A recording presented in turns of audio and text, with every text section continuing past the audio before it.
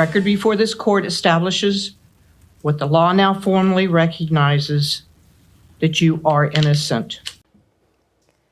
This was the moment some families have waited decades for. Travis County judge formally cleared 4 men who were wrongfully accused in Austin's infamous yogurt shop murders. Maurice Pierce, Michael Scott, Robert Springsteen, and Forrest Wellborn have faced a cloud of suspicion for years, despite courts saying their initial confessions to the crime were coerced. We have team coverage of today's hearing from KVUE's Tony Plahetsky and Brianna Perez. We'll start with Brianna, who joins us live from the Travis County Courthouse. Brianna, it was an emotional day in court.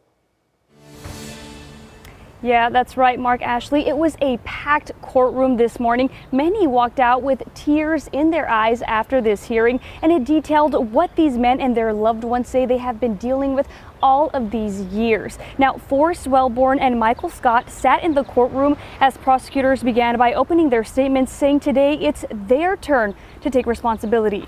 APD detailed how detectives linked serial killer Robert Brashers to the crimes, and then we heard from the men and their families. Maurice Pierce, who died after a confrontation with police in 2010, is not here to see this day. His daughter told the court her father never got the chance to live in a world that knows he was innocent.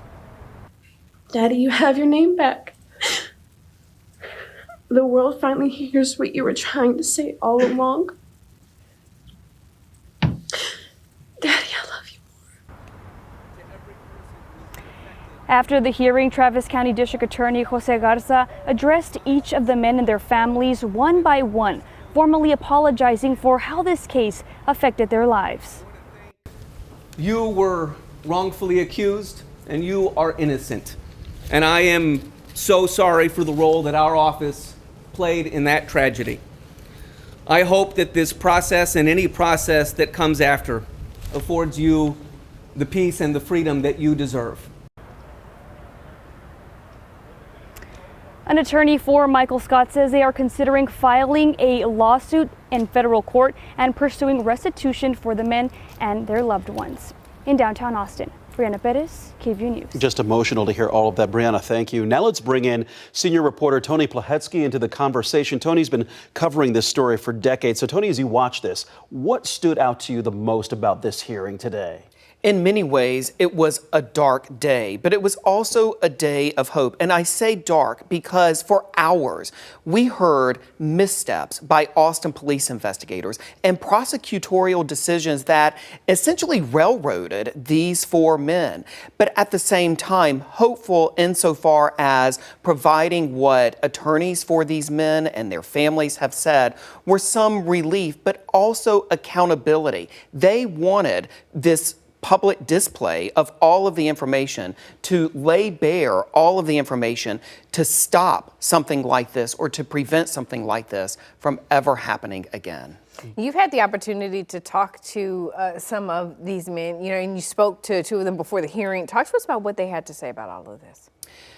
Essentially, when we think of the men who were implicated in this crime, we talk about lives destroyed. I'm talking about the inability, according to them, to get housing, the inability to find jobs, ruined relationships, demolished relationships.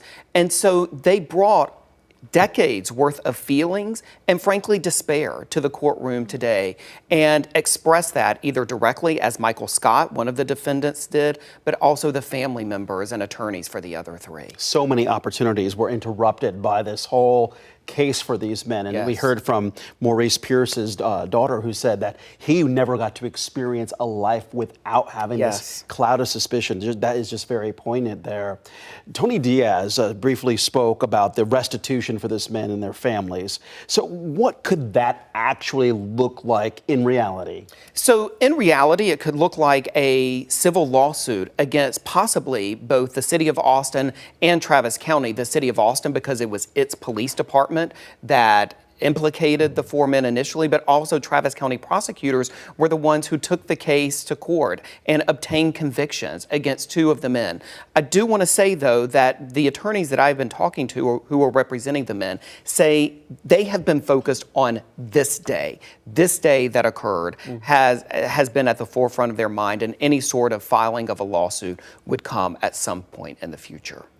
You know, the other thing that we don't really talk about in the context of this story is the victims and their families, knowing that it was this serial killer, Tony, who was not in Texas, you know, when it was finally revealed that it was him. He was obviously had passed already. Talk to us about that aspect of all of this.